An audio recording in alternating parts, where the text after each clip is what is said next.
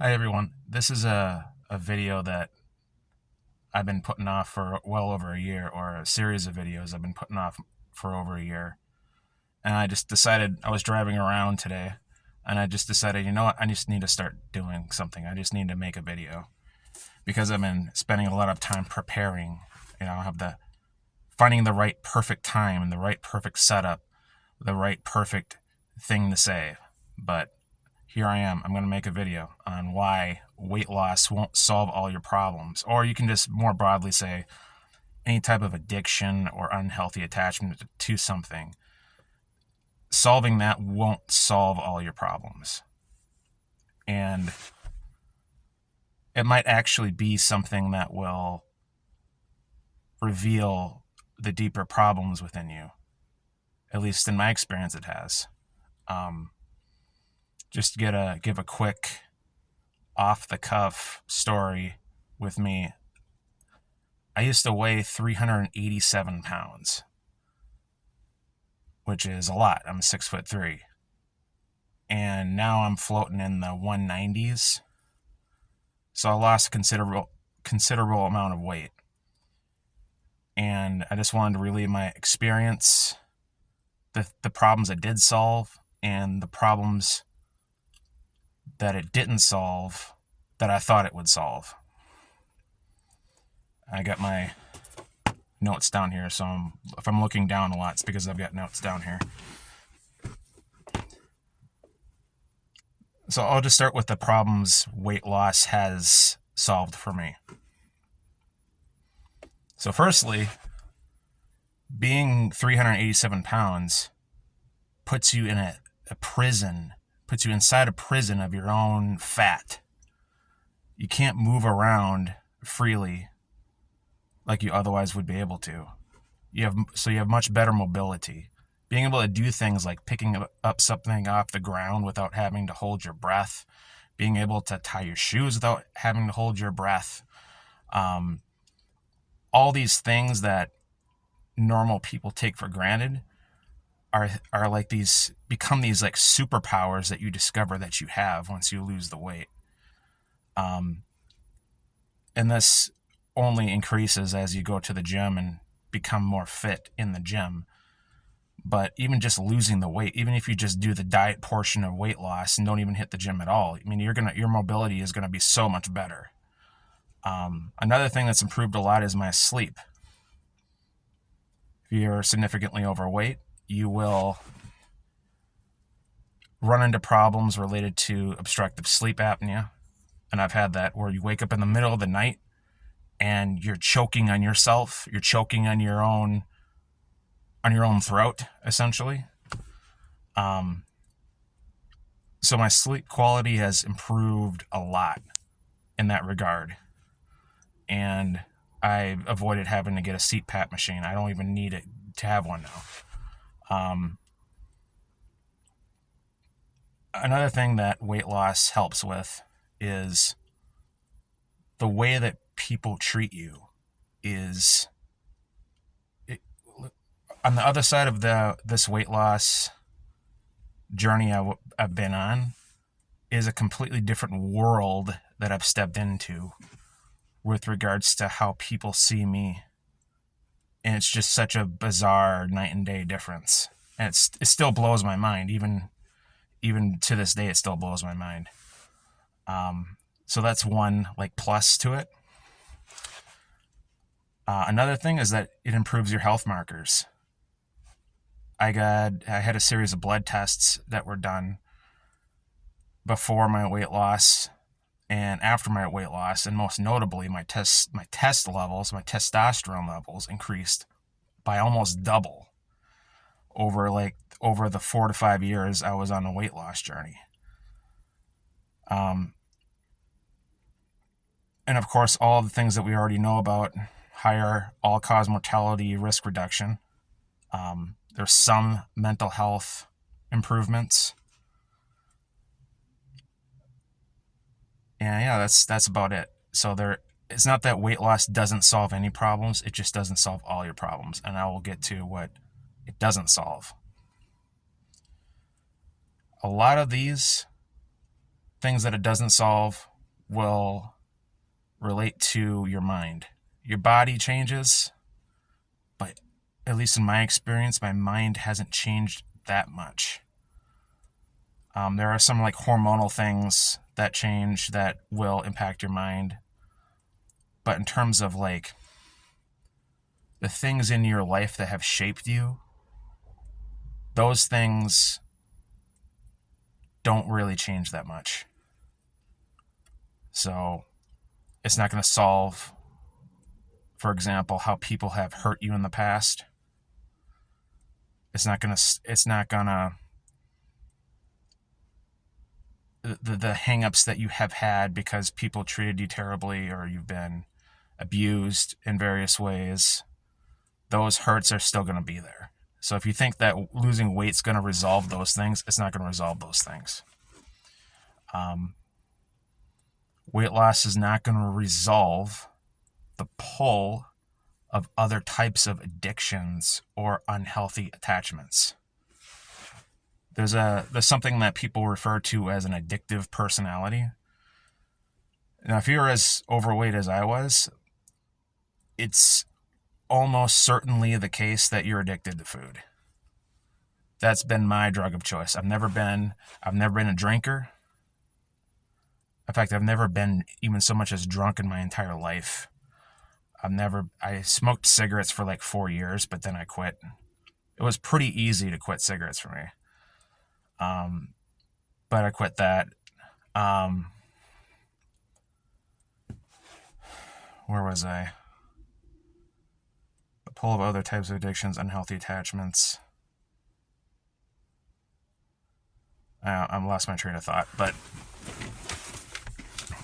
the other types of addictions and unhealthy attachments, the pull of those things.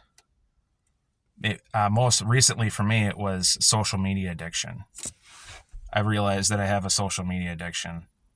When I cut myself off from all of these things, all of these dopaminergic distractions, there's like a pull from other things that you might still have in your life that become stronger. So, okay, we were talking about addictive personalities. Yeah, that's true. You have an addictive personality. That means you're going to have a pull towards more so dopaminergic activities. And one of those things for me was social media, like checking up on people, checking in on people's lives. It's a distraction away from your own life. So to sum up that bullet point, weight loss will not solve the pull of other types of addictions and unhealthy attachments. Another thing weight loss will not solve is a crisis of meaning, which is connected to the previous bullet point. If you're constantly feeling the pull of dopaminergic activities, you might want to pause and ask yourself, is this the meaning in your life? Do you have anything what gets you up out of bed in the morning? Is a question you might ask yourself. Is it just the drudgery of everyday life? Is it just like the things that make you feel like you're on a hamster wheel running endlessly on? Well, that's a good indicator of a crisis of meaning. And I feel like I have that still. So I think my recent disassociation from social media is emblematic of it. So I got rid of my personal Facebook account. I don't have an Instagram account anymore. At least a personal one. So weight loss won't solve a crisis of meaning. Another thing that weight loss won't solve is things like trust issues and how you relate to other people. Now, I told you how there's a noticeable difference with how people treat you. People treat you so much better when you're not 387 pounds. They just do. You can call them superficial. You can call them this. Even fat people, even other fat people treat me better. Men treat me better, women treat me better, fat people treat me better, skinny people treat me better, physically in shape people treat me better. It's insane. The difference is night and day. But that's not going to mend trust issues or how you relate to other people.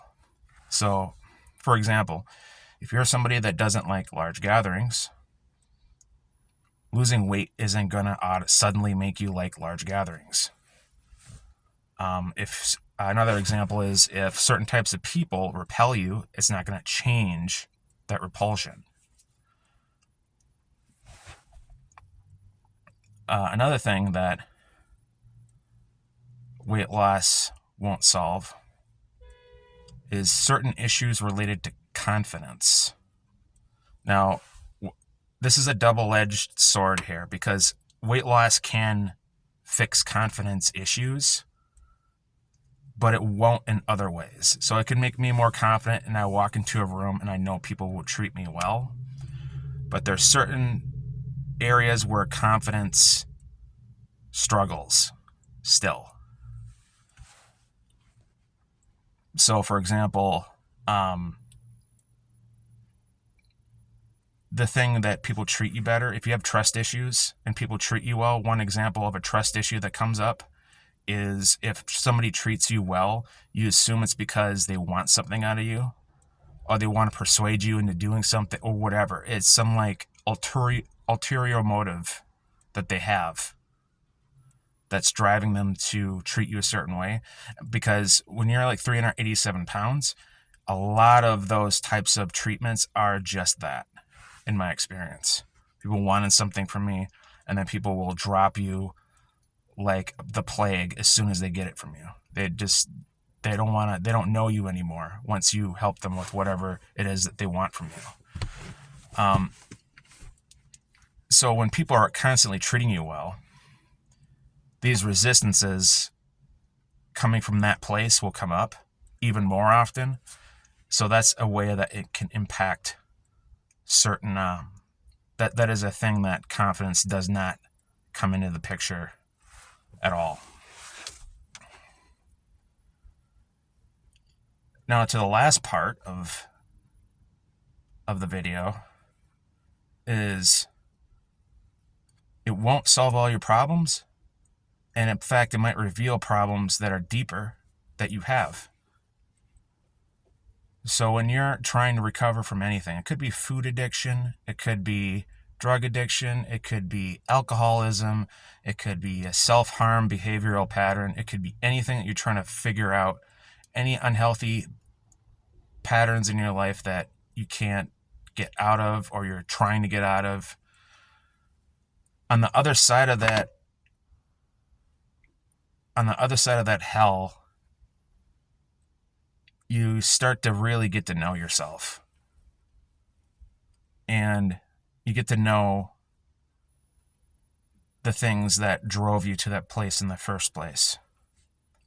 And it could be things like past traumas, how people have abused you in the past, how people have negatively shaped your perceptions of people, poor frames of reference with regards to relationships. What is a healthy relationship? What does that look like?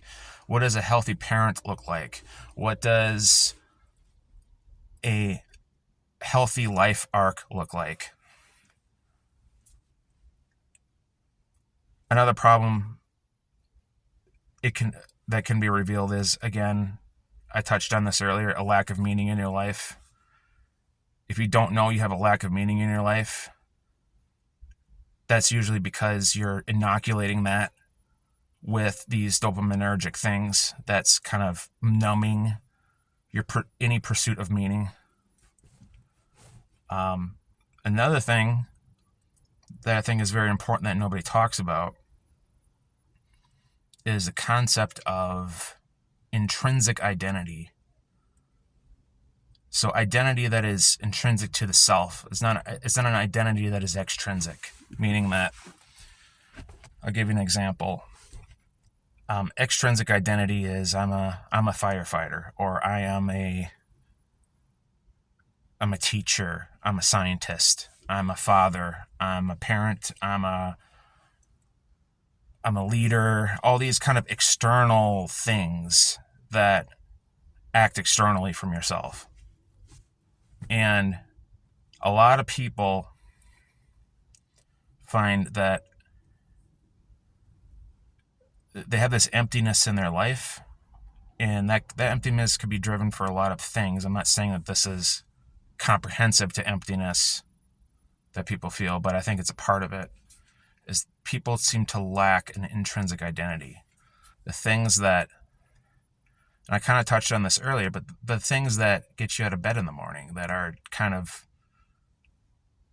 internal, this sense of being internally driven by something is, I think, is a very important thing to cultivate. And I think it's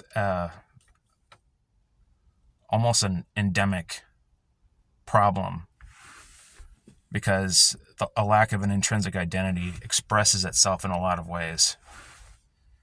And I think weight loss can help you in a lot of ways, but what weight loss will not do is it will not give you an intrinsic identity.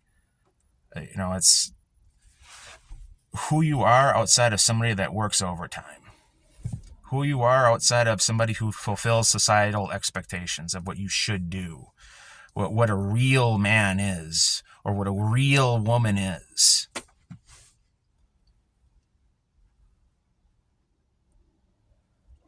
So I think that's all I gotta say for now. I'll just leave the video at that. Thanks.